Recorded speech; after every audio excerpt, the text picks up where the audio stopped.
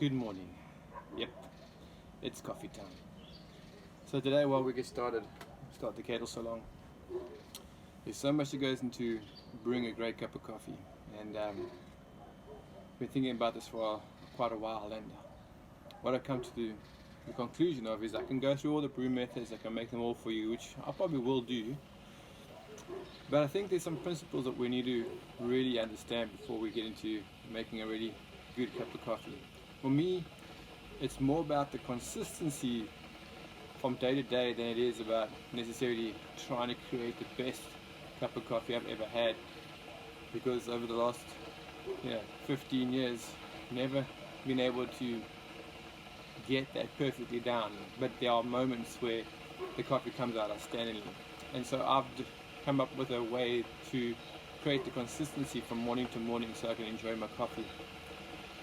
So let's get into it. First of all, you need to have a good coffee, which goes without saying. But secondly, you need to understand that just grinding your coffee and throwing some coffee in a grinder or into a brewing piece of equipment doesn't necessarily mean you're going to get a great cup of coffee. So let's talk about the things that are going to make a difference.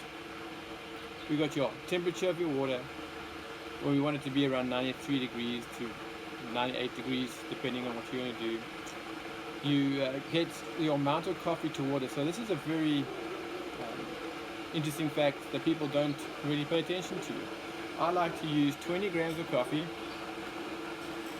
to 330 mils of water, which is about 16 to 1, which is a nice ratio, a ratio where I'll start with any coffee and I'll adjust from there up or down depending on what I'm getting out of the coffee. So first of all, make sure that you have a scale, a nice scale. Don't have to have an expensive scale. I got mine on Take-A-Lot. I think it was 160 rand for the scale, and it works pretty good.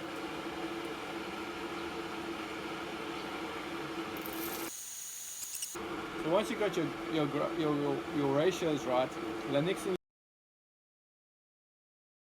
you want to look at is your grind profile. So, or the surface area of your coffee. So if you grind your coffee too fine, it'll brew too slowly if you're using a drip method. If you grind it too coarse, you will get your coffee brewing too fast. And so you want to really make an attempt to get your surface area or the grind profile of your coffee right. So the smaller the particles, the bigger the surface area, the quicker the extraction. The heat also plays into that, and the contact time between the water and the coffee plays into that. So that's why you want to try and brew within 3.5 to 4 minutes, because when you start having extended contact time with water to coffee at elevated temperatures, you get an over extraction of coffee where the bitterness comes from. And most of the bitterness in coffee actually comes from the fact that you've extracted too much caffeine out of the coffee. But if you want caffeine and you want extra caffeine in the morning to get you going, like I might need this morning, you might want to do that. It doesn't necessarily come from the fact that the coffee is over roasted or roasted too dark. It can be, but not a lot of the time it's not.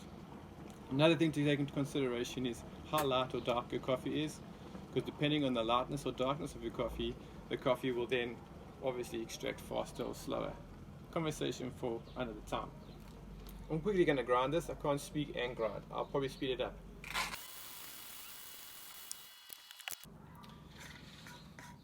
Alright, today I'm using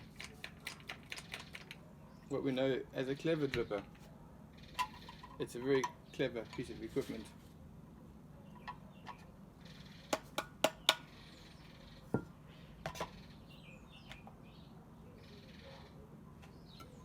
So if you look over here, it's got a one-way valve. So basically, when you push that on top of your reservoir, the coffee comes through. This is what we call an immersion method. It's like a plunger.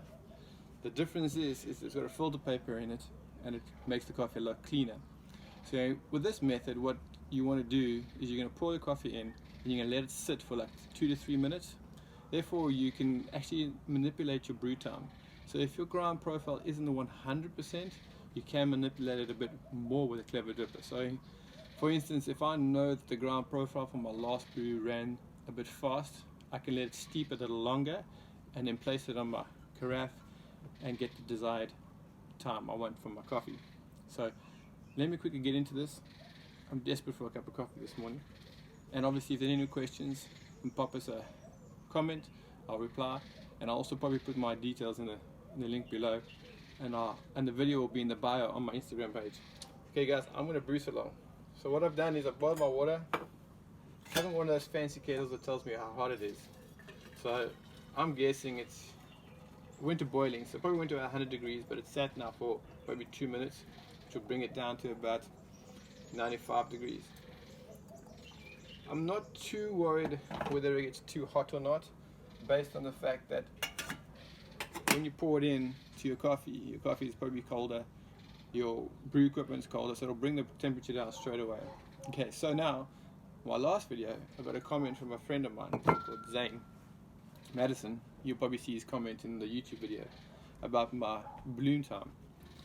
And I have tried his method out. He said try 20 seconds and try 45 seconds. And so there's some method in that. I'm going to get back to you on the research, but I'm doing some research into that. So with this, there's no bloom time because we're going to pour in all the water and we're going to let it sit for 3 or 4 minutes. And then we're going to brew and drink and enjoy together. So I like to try and get a good agitation going. I'm going to put 300 mils into this brew. But because of the bloom or the CO2 coming out the coffee, I might have to do a little bit of a second pour, just so I can let the CO2 come out the coffee, because it's gone right at the top of the filter paper. Okay. It smells delicious. I really can't wait for my morning cup of coffee this morning. It's been a long 2 days. I'm sorry it's taken so long to get back to you, but we've had a bit of a 2-day windstorm here in Port Elizabeth, and my office has been compromised. So this morning I did a bit of a cleanup, swept up all the debris that was blown around, and we're back at it this morning. I'm just thinking, well, what else can I maybe add that I haven't added? I think that for me, the objective of these videos is not to make you into a coffee geek. It's for me, I want you guys to enjoy your coffee every morning like I do. For me, it's become a way of life. I like to start my day this way. It helps me pause and reflect a bit and plan the day.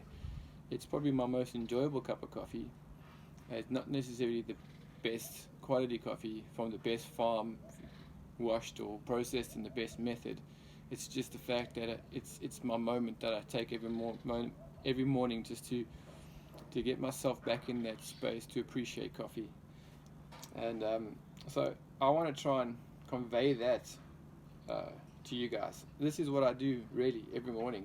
It's not I haven't put it on as a show. I literally come out here and I sit and I make my coffee outdoors where possible and enjoy it.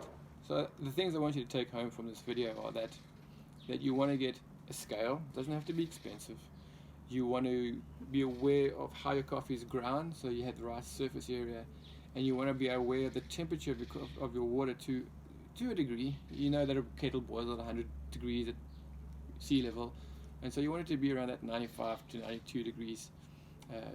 You want to make sure that your contact time with water to coffee is around 3.5-4 minutes, and then every morning if you do the same thing in the same way, it doesn't matter what brew method you use, if you use the same methodology, you'll get really consistent results.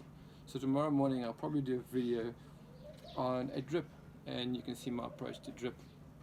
Okay, I haven't taken note of how long this has been in here, but I'm assuming that I'm around 2.5-3 minutes already, which tells me I'm ready to let it filter out.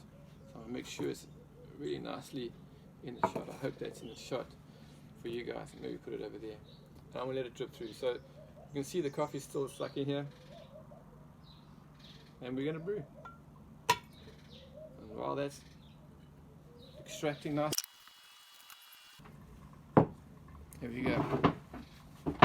Fun fact about me is I have a fetish about cups. So if you're ever wondering about a gift for me, if you want to buy me a gift, I love cups. These little small cups that hold about 170 to 200 mils of coffee. I love them. I've got a whole collection of them. and it's getting a bit out of control, but that's just how it is. Alright, we're going for a couple more seconds. What I'll do is we'll fast forward it for Kath, especially because she moaned about the length of my last video, and make sure it stays within that time limit that we can keep her concentration.